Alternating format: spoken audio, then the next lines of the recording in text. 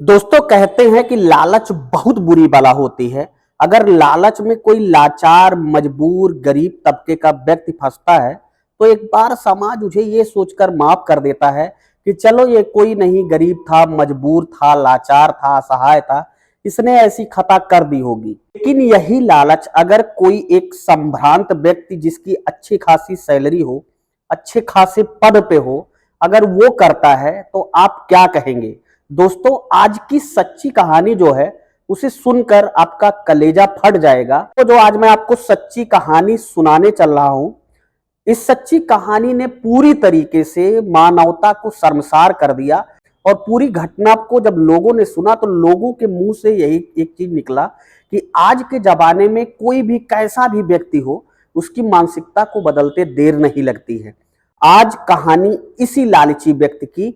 नमस्कार, प्रणाम, आदाब, शास्त्रीय काल, क्या हालचाल। उम्मीद है आप स्वस्थ होंगे और मस्त होंगे।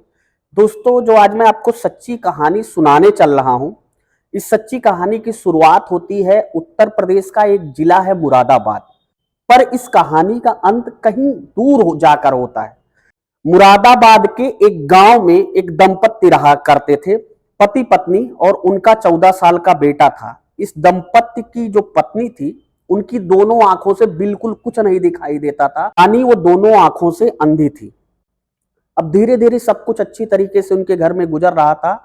इस परिवार के पास रहने के लिए एक घर था, अच्छी खासी खेती बाड़ी थी, और अचानक ही इस दंपत्ति में जो पति होता है उसकी मौत हो जाती है। अब इस परिवार में सिर्फ दो लोग बचे थे, एक 14-15 साल का बेटा जिसका नाम नरेंद्र था, और उसकी माँ का नाम ममता था। अब धीरे धीरे दिन गुजर रहा था तो गांव वाले उसकी माँ को ये कह रहे थे कि अब तुम्हारा बेटा जो है वो 16-17 साल का हो गया है, तो उसे कहो कि कहीं बाहर जाकर कुछ कमाई धमाई करे, क्योंकि तुम्हारे घर में आय का कोई और स्रोत नहीं है। अपने बेटे नरेंद्र से कई बार कहती है कि बेटा तुम चले जाओ, कहीं बाहर कमाई करो।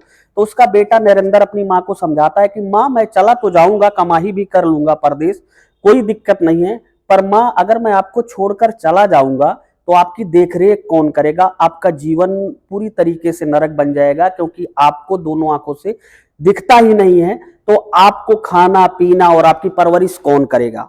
अब उसकी माँ ममता अपने बेटे नरेंद्र को कई बार ये कहती है, लेकिन नरेंद्र था कि जाने का नाम नहीं ले रहा था, क्योंकि नरेंद्र के ऊपर माँ के परवरिश का जिम्मा भी था।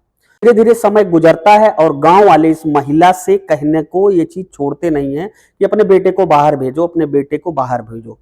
अब अचानक गांव का ही एक व्यक्ति इस महिला से कहता है कि तुम एक काम क्यों नहीं करती हो, तुम अपनी सारी प्रॉपर्टी जो है वो बेच दो, और बेचकर कहीं ऐसी जगह, ऐसे शहर में मकान ले लो जहां पे तुम्हारे बेटे को रोजगार भी मिल जाए, और तुम्हारे बेटे का भी जीवन बन जाएगा, और तुम्हारी भी बची कुछ जिंदगी अच्छे से कट जाएगी।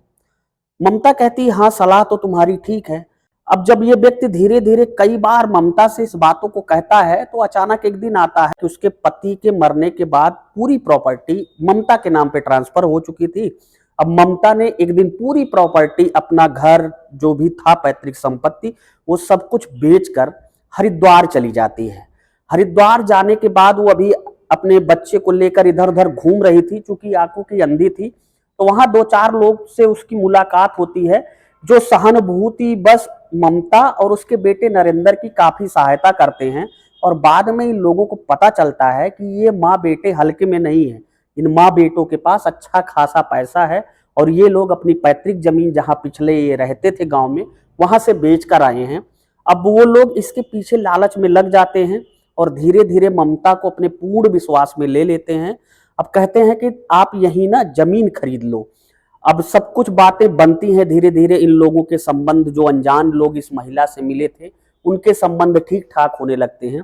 अब यही लोग माँ और बेटे को हरिद्वार की एक जगह पड़ती है रोशनाबाद, वहां पे एक जमीन खरीदवाते हैं। अब माँ जमीन ले लेती है, वहां पर घर बनाती है। घर बनाकर दोनों माँ और बेटे एक साथ रहने लगते हैं। अब इन्होंने जो घर बनाया था उस पे टोटल 2 फ्लोर बनाया था, एक ग्राउंड फ्लोर और एक फर्स्ट फ्लोर। अब ग्राउंड फ्लोर पर माँ और बेटे रहते थे, और फर्स्ट फ्लोर इन्हें किराए पर देना था। अब ये किराएदार ढूंढ ही रहे थे कि अचानक एक व्यक्ति आता है और कहता है कि क्या आपका मकान किराए पर खाली है? तो ये लोग कहते हैं हाँ भैया, मेरा मकान किराए पर खाली है, हमें किराए पर देना है, क्या आप किराए पर मकान लेने के लिए आए हैं? तो वो बोलता है हाँ। तो वह व्यक्ति अपना नाम इस अंधी महिला को शहजाद बताता है।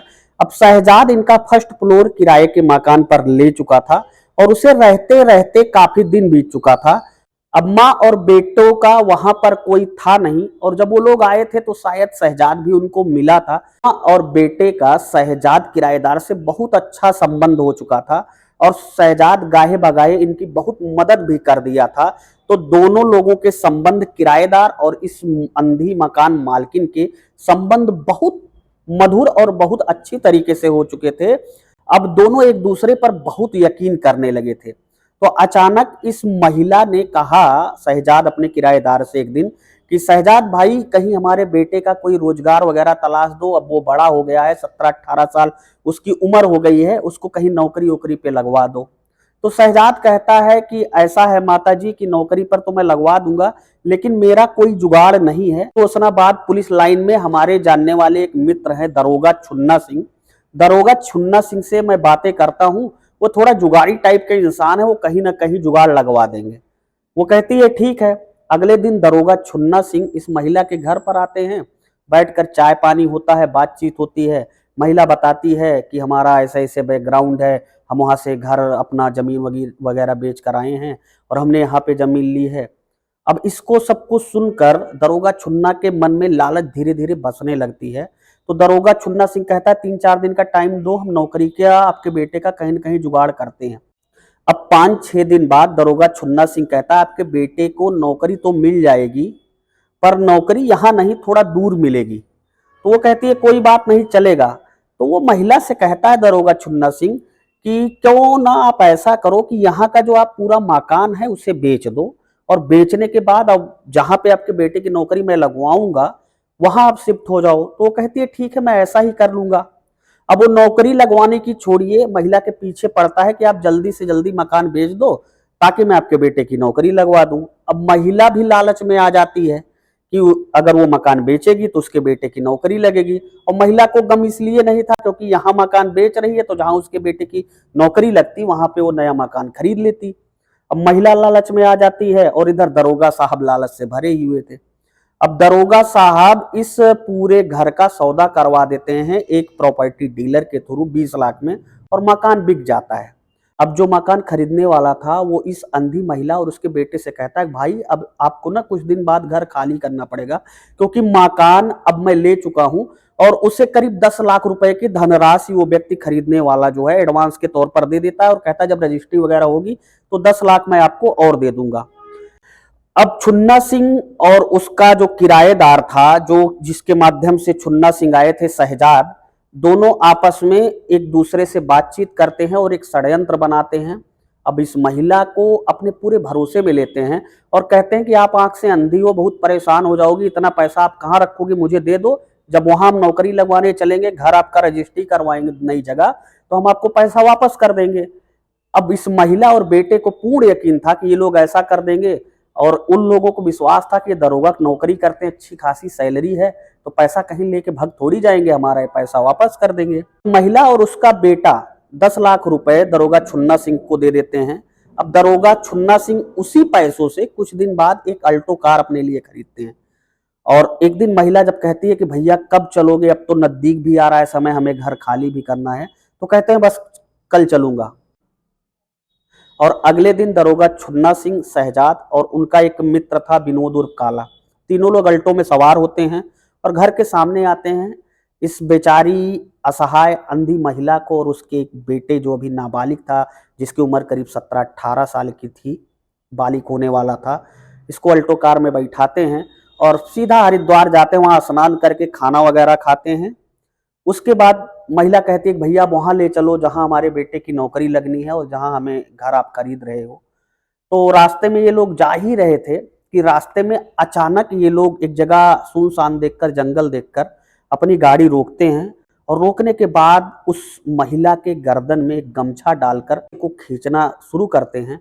अब जब उसका बेटा नरेंद्र ये सब देखता है तो चीखना चिल्लाना शुरू करता है और कहता है अंकल मेरी मम्मी को मत मारो मत मारो, उन्होंने क्या किया है। लेकिन इन लोगों के सर पर पूरी तरीके से खून सवार था। अब इन लोगों ने उसके बेटे के सामने ही वो गिड़गिड़ाता रहा, रोता रहा, चिल्लाता रहा, लेकिन इन लोगों को कोई असर नहीं पड़ी। पे उसकी माँ का गमछे से गर्दन खींचकर नृशंस तरीके से हत्या कर दी। अब बेटा चिल्लाता रहा, ये लोग आगे एक जगह गाड़ी रोककर जंगल में एक नाले में उसकी लाश फेंक देते हैं। बेटा काफी तेजी तेजी से चिल्ला रहा था, उसके मुंह पर कपड़ा रख के पहले तो उसका मुंह बंद कराते हैं और उसकी भी नृशंस हत्या कर देते हैं। अब ये कहानी थी 8 फरवरी 2024 की। 9 फरवरी 2024 को हरिद्वार का एक थाना पड़ता है झबरेड़ा, वहां के थाने का फोन बजता है और फोन करने वाला बताता है कि साहब एक महिला का शव एक नाले में पड़ा है। पुलिस जाती है, उस शव को अपने कब्जे में लेती है, पंचनामा करा के पोस्टमार्टम की कार्यवाही को आगे ही बढ़ा रही थी कि थाने पर एक फोन और बजता है और बताया जाता है कि साहब इसी जंगल से 30-35 किलोमीटर दूर एक युवक का शव मिला है। अब पुलिस बड़ा हैरान और परेशान।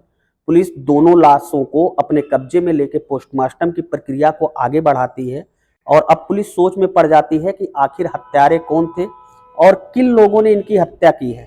पुरुष की डेड बॉडी मिली थी, उस डेड बॉडी को सही से खंगालती है तो शर्ट में एक टेलर का टैग मिलता है कॉलर पे, जो अमूमन आपने देखा होगा कि जब हम शर्ट सिलवाते हैं तो टेलर अपना टैग लगा देते हैं। तो उस टैग के माध्यम से टेलर के पास पहुंची और टेलर से उसने पूछा कि भाई साहब इस शर्ट को आपने सिला है? तो टेलर ने कहा साहब बहुत सारे कस्टमर हमारे पास आते हैं, इतना तो ध्यान नहीं है, पर जो सिलाई का पैटर्न है इसे देख के मैं यकीन से कह सकता हूं कि ये शर्ट हमारे दुकान की ही सिली है। अब पुलिस के पास कोई हथियार था नहीं या पुलिस के पास कोई ऐसा सुराग उस टेलर के पास से नहीं मिला कि वो असली हत्यारों तक पहुंच पाती। पुलिस फिर से उस पुरुष के डेड बॉडी के कपड़ों को सही से चेक करती है तो पुलिस को एक प्रॉपर्टी डीलर का विजिटिंग कार्ड मिलता है। अब उस विजिटिंग कार्ड में एक प्रॉपर्टी डीलर का नंबर था। पुलिस उस प्रॉपर्टी डीलर से संपर्क करती है तो प्रॉपर्टी डीलर जब थाने पर पहुंचता है तो पुलिस उसे वो फोटोग्राफ दिखाती है। वो फोटोग्राफ देखते ही तुरंत पहचान जाता है और कहता है साहब मैं इन्हें अच्छी तरीके से पहचानता हूँ, पिछले महीने हमने इनका मकान बेचा था, इनकी माँ अंधी थी और बेटा करीब 17-18 साल की उम्र का था। तो पुलिस कहती है ठीक है, किसके माध्यम से मकान बेचा था? तो वो शहजाद का नाम बताता है। फिर शहजाद को गिरफ्तार किया जाता है तो शहजाद बताते हैं कि दरअसल मैं तो एक माध्यम था, इसके पीछे उत्तराखंड पुलिस के एक दरोगा जिनका नाम छुन्ना सिंह है और पुलिस लाइन रोशनाबाद में पोस्टेड है, उन्होंने ये मकान बिकवाया था। पुलिस दरोगा छुन्ना सिंह को पकड़ कर लेकर आती है। अब पुलिस दरोगा छुन्ना सिंह से जब पूछताछ करती है तो पहले तो नहीं बताता है कुछ भी, कैसे हुआ था, क्या मैटर था, क्योंकि वो खुद ही पुलिस में था, उसे हर चीज बारीकी से पता थी, कहां से किसको कैसे घुमाया जा सकता है या पुलिस को कैसे समझाया जा सकता है। तो पुलिस वालों को घुमाना शुरू करता है, लेकिन पुलिस वालों से जब वो बात कर रहा था, पुलिस वाले उससे पूछ रहे थे तो उसकी बातों से ऐसा लग रहा था कि कहीं ना कहीं कुछ दाल में काला है जो ये बताना नहीं चाह रहा है। अब पुलिस अपने तरीके से उससे सख्ती के साथ पूछताछ करती है। दोस्तों आप जानते ही होंगे, अगर पुलिस अपने सही औकात में आकर जांच करनी शुरू करती है तो 7 परत के नीचे भी जमीन के अगर कोई अपराधी किसी मामले का दबा हो तो उसे खोद कर निकाल लेती है। इस हैवान दरोगा के साथ भी पुलिस ने वही किया जो कि एक हत्या आरोपी के साथ या किसी मामले में वांछित या बहुत बड़े क्रिमिनल के साथ करती है। तो दरोगा छुन्ना सिंह ने पूरी कहानी एक एक करके बयां कर दी। दरोगा सिंह ने पुलिस को पूरी दोनों हत्याओं की जो कहानी बताई वो सुनकर आप वाकई में हैरान हो जाएंगे। दरोगा छुन्ना सिंह ने बताया कि दरअसल जब मैंने इनको देखा तो मुझे लगा कि ये मजबूर हैं, असहाय हैं, कोई इनके आगे पीछे नहीं है। अगर इनका 20 लाख रुपया मुझे हड़पना हो तो मैं आसानी से हड़प सकता हूं। मैंने इन दोनों को मौत के घाट उतारा ताकि वो 20 लाख हमें मिल जाएंगे और इनके पीछे कोई ऐसा नहीं है जो FIR भी होगी तो पैरवी करेगा। कौन इनके पीछे ताक झाक करने आएगा, कौन पैरवी करने आएगा, और मैं आसानी से बच जाऊंगा और वो 20 लाख मेरे हो जाएंगे। इस पूरी कहानी सुनने के बाद दरोगा छुन्ना सिंह और इस महिला का जो किराएदार था शहजाद और इनके एक मित्र थे विनोद उर्फ काला, तीनों को गिरफ्तार करके जेल भेज देती है। अब आप पूरी सच्ची कहानी से एक चीज समझ सकते हैं कि आदमी की मानसिकता कब कहां कैसे चेंज हो जाए कुछ भी कहा नहीं जा सकता है। दोस्तों इस कहानी को सुनाने का मकसद किसी को हैरान करना या परेशान करना नहीं था, ना ही किसी की भावना को ठेस पहुंचाना था। इस कहानी को सुनाने का मकसद सिर्फ इतना था कि आप सतर्क रहें, सजग रहें, जागरूक रहें क्योंकि अनहोनी कभी भी किसी के साथ हो सकती है। फिलहाल आप पूरी कहानी के बारे में क्या कहना चाहते हैं? मैं अपने जीवन के बहुमूल्य समय में से मात्र 1 सेकंड का समय लगेगा। अपनी पूरी राय कमेंट बॉक्स में ज़रूर बताएं। मिलता हूं ऐसी ही एक नई क्राइम कहानी के साथ आपको सतर्क करने के लिए जल्द ही। तब तक के लिए जय हिंद, वंदे मातरम।